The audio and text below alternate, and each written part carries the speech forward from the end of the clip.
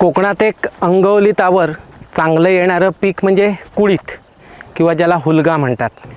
हे महत्त्वाचं पीक अशासाठी आहे कारण ह्याला त्यात प्रथिनांचं प्रमाण जास्त आहे, लोहाचं प्रमाण जास्त आहे, कॅल्शियमचं प्रमाण जास्त आहे। तसंच कॅलेस्ट्रॉल कमी करण्यासाठी याचा चांगला उपयोग होतो। तसंच जे किडनी स्टोन याच्यासाठी, वजन कमी करण्यासाठी आयुर्वेदिक अनेक औषधात या पिकाचा किंवा या कुळथाचा वापर केला जातो। त्यामुळे एक महत्त्वाचं कडधान्य पीक आहे ज्याची आपण उसळ करू नये, तसंच पीठ करू नये, याचा वापर करून ते खाण्यात वापरलं जातं। कुळथाच्या लागवडीसाठी महत्त्वाचं म्हणजे कुळथाची लागवड ही 2 ओळीतलं अंतर 30 सेंटीमीटर ठेवून आपण करतो। ह्याच्यात महत्त्वाचे म्हणजे 2 झाडात अंतर हे 15 सेंटीमीटर किंवा 10 सेंटीमीटरपर्यंत आपण कमी जास्त करू शकतो। हे सरळ वाढणारं झाड आहे। ह्याला मध्यम ते भारी जमीन अतिशय चांगली, पाण्याचा निचरा होणारी फक्त जमीन पाहिजे। अंगवलितावरती जर का हे पीक घेतलं तर ह्याला पाण्याचा जास्त, विशेषतः फुलोऱ्याच्या कालावधीत आणि वाढीच्या अवस्थेत ह्याला पाण्याची मात्रा दिली तर हे चांगलं पीक येऊ शकतं। साधारण 30 बाय 15 किंवा 30 बाय 10 सेंटीमीटर अंतरावरती ह्याची लागवड केली तर साधारण 17 ते 18 किलो प्रति हेक्टरी हे बियाणं लागतं। याही बियाण्यास आपण रायझोबियमची ट्रीटमेंट करून, बीज प्रक्रिया करून, तसेच थायरमची बीज प्रक्रिया 2.5 ग्रॅम प्रति किलो थायरम आणि 25 ग्रॅम प्रति किलो हे रायझोबियम याची प्रक्रिया करून हे आपण पिकाला पेरणीसाठी तयार करू शकतो। पेरणी करतेवेळी याला साधारण 25 किलो नत्र, 40 किलो स्फुरद आणि 50 किलो पालाश ही खतं द्यावीत। पेरणीच्या वेळी नत्राची अर्धी मात्रा आणि स्फुरद आणि पालाश हे पूर्ण टाकावं। जमीन जर का आपण रब्बी हंगामात हे पीक घेत असो तर जमिनीची चांगली खोल नांगरट करून घ्यावी। त्यानंतर ढेकळं फोडून पूर्णपणे बारीक करून घ्यावी आणि 30 सेंटीमीटर अंतरावरती सरी पडून त्याच्यात बियाण्याची पेरणी करावी। पेरणीनंतर लगेच पाणी द्यावं। साधारण 3 ते 4 दिवसात बियाण्याची उगवण होते।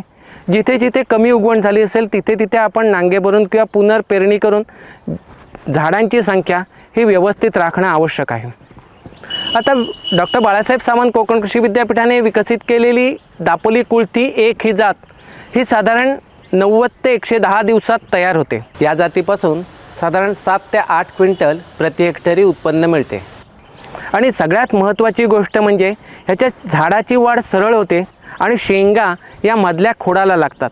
त्यामुळे झाड असं बाहेरून जरी बघितलं आपण तर त्याला शेंगा दिसत नाहीत। त्यामुळे जो महत्त्वाचा म्हणजे वांदरांचा प्रॉब्लेम आपल्या कोकणात आहे, त्या वांदरांना शेंगा लागलेल्या या झाडाला दिसत नाहीत कारण पानांच्या आड पूर्णपणे शेंगा ह्या लपलेल्या असतात।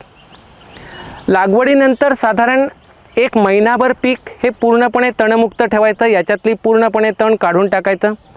साधारण 3.5 महिन्यानंतर हे पीक काढणीला तयार होतं, म्हणजे साधारण 90 ते 110 दिवसांनी काढणीला तयार होतं।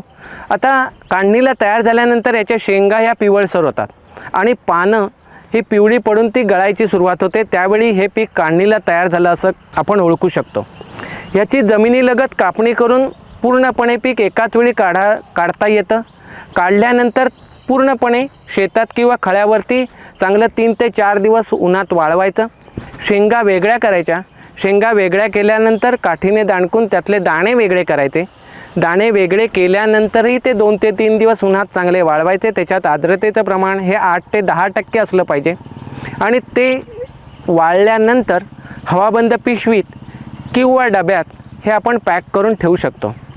जर का आपल्याला बियाणं म्हणूनच साठवणूक करायची असेल तर वेगवेगळ्या प्रकारच्या प्रक्रिया करून किंवा कीटकनाशकाचा वापर करून ते आपण संरक्षित करू शकतो। कोकणात आपण हे जसं एक मुख्य पीक म्हणून घेतलं जातं तसंच हे आंतरपीक किंवा मिश्र पीक म्हणूनही घेतलं जातं।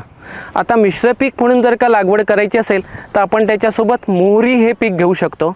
याचा फायदा असा की या पिकाला ही चांगली फुलं येतात, ॲट्रॅक्टिव्ह म्हणजे आकर्षित रंगाची फुलं येतात, पिवळ्या रंगाची। त्यामुळे जे मुख्य कीटक, विशेषतः ॲफिड्स, थ्रिप्स यासारखे जे कीटक आहेत हे या फुलाकडे आकर्षित होतात आणि मुख्य आपलं जे कुळीथ पीक आहे याला कमीत कमी याचा प्रादुर्भाव होतो। त्यामुळे आपल्याला जर का आंतरपीक म्हणून जर का दुसरं पीक कोणतं याच्यात घ्यायचं असेल तर कुळथाबरोबर आपण मोहरी हे पीक चांगल्या पद्धतीत घेऊ शकतो आणि मोहरी हे दुसऱ्या जातीतलं दुसऱ्या कुळातलं पीक असल्यामुळे याचं परागीकरण होत नाही आणि त्यामुळे हे पीक पूर्णपणे शुद्ध राहतं आणि दुसऱ्या जातीचा किंवा मोहरीचा या पिकाला दुसऱ्या कोणत्याही प्रकारे परागीकरणासाठी इतर त्रास होत नाही आणि कीटक आहेत ते मोहरीवरती जास्त आकर्षित होतात. आपलं मुख्य पीक वाचवण्यासाठी याची चांगली मदत होते. आपणास हा व्हिडिओ आवडला असल्यास लाईक करा, सबस्क्राईब करा आणि शेअर करा. धन्यवाद.